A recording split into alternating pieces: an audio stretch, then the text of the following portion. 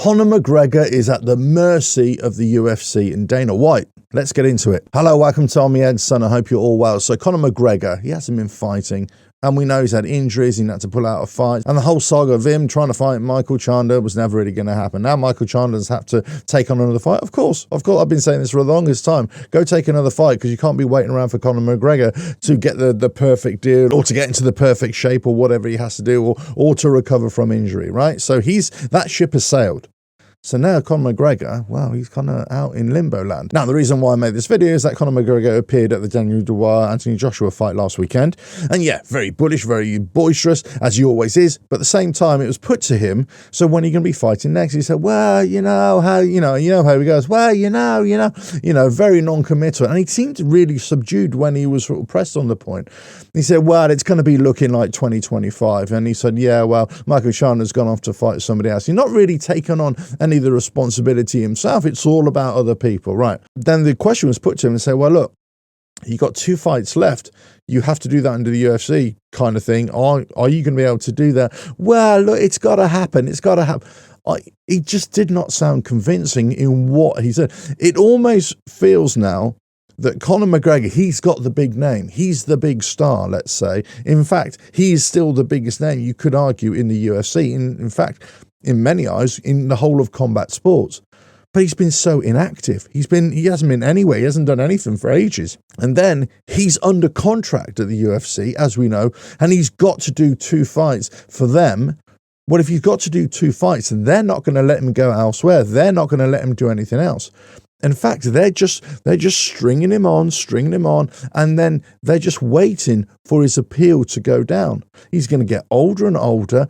And, his ability to be able to take other fights, external fights, I'm sure he's desperate to get into a boxer ring. Who wouldn't under the Riyadh fight cards right now? This is where the big money is. This is where the big attention is. If you get Conor McGregor in as a kind of, celebrity exhibition MMA against a boxer fight, that would sell millions. That will sell millions all around the world. But before he can get to that stage, he has to sort this out with the UFC. And they're not playing ball. And let's face it, his injuries haven't played ball either.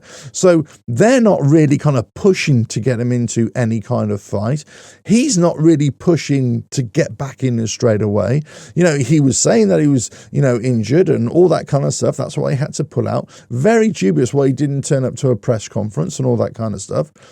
But then it's like, well, I'm not really sure. And it's just not very convincing. So, well, I said in a previous video a couple of months ago, I said, look, kind of forget about Conor McGregor. Just forget about him. Because if he ever decides to turn up, it'll be a week, it'll be a month, it'll be a year too late. That ship has sailed. He should have come in straight away. He should have come in a lot sooner. He should have been ready a lot sooner than he has been. But yes, he was suffering from the leg injury and all that kind of stuff. Yes, he was under recuperation. I get it. That's not a slight on him in that sense. But the way he's acting, the way he's acted with the UFC, or both parties for that matter, they really haven't been chomping at the bit to get these fights on. There's always been some kind of an excuse here and there.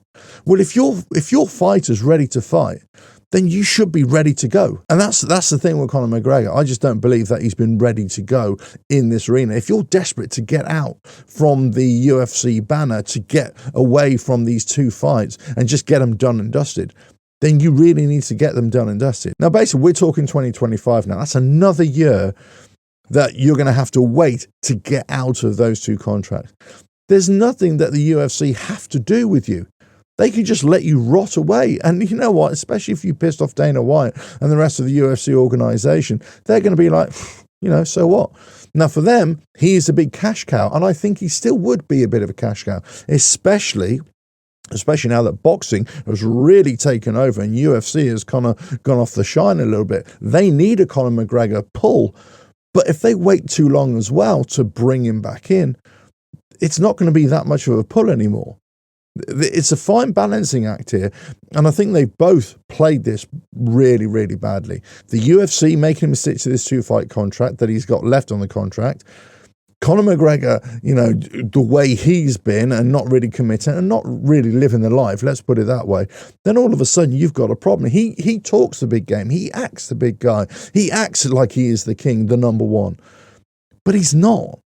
That's the thing. He's not. You know, we're talking about Conor McGregor, Canelo, Conor McGregor against God knows whoever else who wants to fight in the boxing arena. You know, people are just kind of laughing at him at this point. You know, you're just silly. Yeah, come on. I'll take your money, but you're going to get schooled. And that's the problem. He needs to get back into the combat arena and get tuned up in a combat sense before he can even entertain getting anywhere near a boxing ring with that level of opponent, of course. That's what I'm talking about. We are talking levels here, right? With that kind of a level, especially any kind of lower level would school him. But that kind of level, no chance. So he needs to get back in the UFC. And if it's all kind of, oh, well, there has to happen.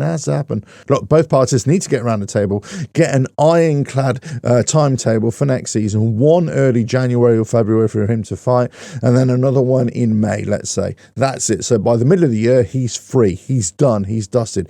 Now, if he wants to carry on with the UFC and do something else afterwards, fine. If Dana White wants to, you know, dip his toe into boxing as well, there could be some kind of cross promotion there. No problem. UFC against Riyadh with that Riyadh season Sphere show they just did as well in Las Vegas. So, hey, anything is possible, but these two fights need to be made.